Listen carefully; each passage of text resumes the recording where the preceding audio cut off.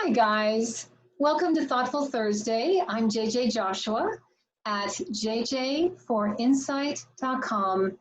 And today I want to share with you about strength. Yeah, we are stronger than we think we are. And I will also offer 3 very simple coaching tips on how to strengthen ourselves as we live our days. I'd like to start by sharing a story about one of the strongest, most powerful things I've ever witnessed. A demonstration of strength and spirit that was so singular, it actually changed my life. And it started and took place in Atlanta, Georgia in 1996 in the hot, steamy summer of the Summer Olympics and the Paralympics that took place 2 weeks later. I was there with a dear friend and colleague, Robin, and we were there for a week's worth of work that happened to coincide with the Paralympics. And it was a very special time in my life because I was having kind of a personal inner crossroads. I was a little bit at odds with myself. My career was great. I loved my work. I loved my colleagues. I loved the clients that we would work with. I loved the money and the status. It was all good. But there was something inside of me that was discomforted. It was a spiritual discontent. And so I was questioning, should I leave my career to follow my calling, which I wasn't really clear on at the time anyway. So that was going through my head at the same time we were there for the Paralympics. And their slogan was, "What's your excuse?" So this was the t-shirt that I saw all over Atlanta that week. What's your excuse? And boy, I had a whole lot of excuses in my head of why I shouldn't do that or shouldn't do this. But we enjoyed the games, and my friend Rob and I bought tickets to the men's 200-meter sprint.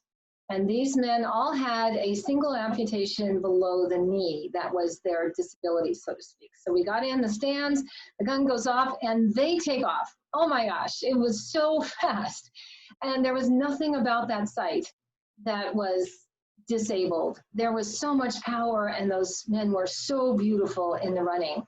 And they got about maybe half or 2/3 away across the field from the stadium, and we noticed there was a lot of chaos on the field. Something had happened to one of the runners, and this gas went through the whole crowd, and we finally realized that one of the runners had lost his prosthetic leg, had fallen off. And the rules were that as long as you were at least walking or running or walking in the race, you were still in the race. But if you fell down, you weren't. And so we watched him like dramatically try to get into his equilibrium from that almost falling so that he could stay upright, which he managed to do. And then we watched him hop. Then he started hopping for the whole rest of the track. And everyone was standing up and kind of bobbing with him and cheering him on. And I don't even remember the other runners finishing the race. Didn't even see them. We were all looking at this young man from Italy. And we watched him, and he was drenched in sweat. And his face was full of grimace. And we're pretty certain he did not train 200 meters of hopping. That was not what he trained for. But he was determined to finish. And he did. He finished the race, and 2 men caught him as he got to the finish line. Now, I'm certain that that was not what that man had envisioned as his victory, but he became the archetypal icon of victory for the whole Paralympics Games for the whole 2 weeks. His victory was far more valuable than a gold medal. He rose out of the ashes of that experience, which happened to be the mascot for the games, was Blaze, the phoenix rising from the ashes of destruction, which is exactly what that man did. So here we are in September of 2020. How do we rise above the ashes of this year and so many levels? So I'd like for you to consider integrating into your daily life 3 simple coaching techniques, 3 simple mindfulness techniques to keep you stronger. And the first one is so obvious. It is focus on your strengths, not your weaknesses. Focus on your glory, not your defeat. Every day, either talk to your spouse or write it down in the journal or in your own mind. Notice where you are strong in your life in any way, physically, emotionally, mentally, or spiritually. When you focus on what you want more of, you get what you want more of. Where are you strong? If you can only lift a 2-pound weight 3 times, that is a strength. And the strength is according to your values, no one else's. And there's a wonderful story about this 92-year-old woman. I read this in the Reader's Digest when I was in high school.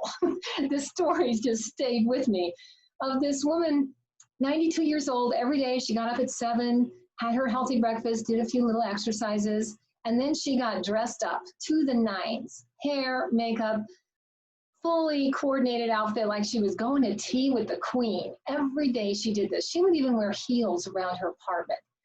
And her friends would say, why are you doing this? And she said, well, why not? This day has never come before. There's something special that I'm going to see or experience today, and I want to be ready for it. And if this is my last day, I want to go out looking good. Now, I love that woman. That is strength of character.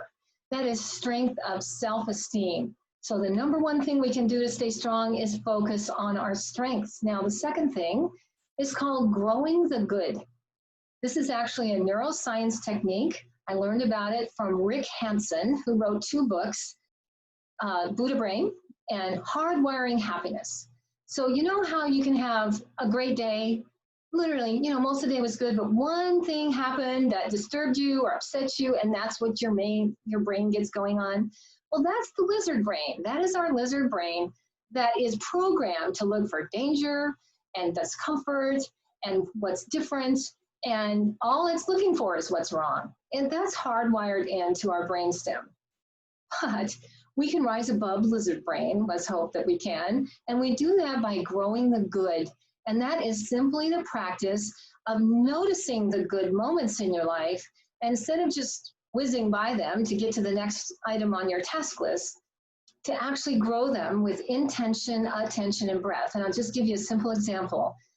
Earlier this summer, I was washing my lunch dishes and standing in front of the kitchen window over the sink, and this beautiful warm breeze came in the window, and the sun was shining right on my face, and a little tree there kind of waving at me, and it was so quintessentially delicious summer moment.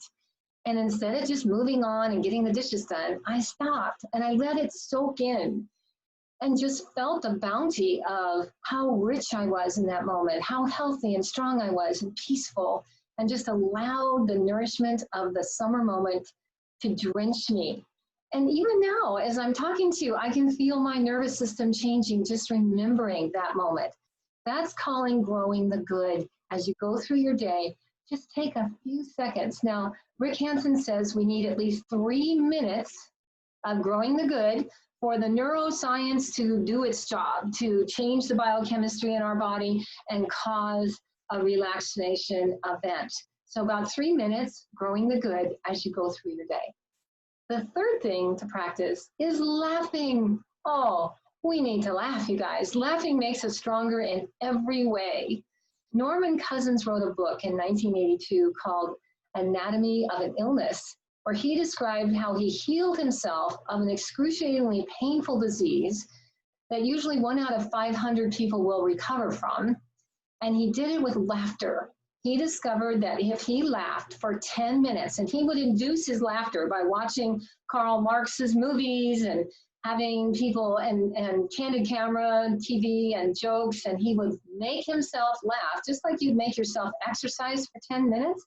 He would make himself laugh for 10 minutes, and he discovered that that would give him 2 hours of pain-free sleep without drugs. Now that's powerful medicine. Isn't there a very old phrase, laughter is the best medicine? It makes us stronger. It even makes your soul stronger. So to review, focus on what you're strong, where your strengths are in every level, physical, emotional, mental, and spiritual. Grow your good and find ways to laugh. Now, if you're living alone and you don't have pets or kids that make you laugh, go online and Google children laughing, and I guarantee you in a few minutes you're going to be laughing. That's all it takes. to have a complete change in your biochemistry in your body to feel stronger. So I invite you to use those 3 tools. I also invite you to remember the young man from Italy who ran his race and finished his race on 1 leg. That moment was so powerful for me. It was singularly so beautiful and inspiring that he gave me the courage to leave my corporate career, the comfort of my corporate career, and follow my calling. And here I am, 24 years later, with you still following that. You betcha, I did fall down. A couple times I put myself on the bench. I hopped and I ran, and I'm still here. Be kind to your mind. Thank you for clicking in today. Ta-ta for now.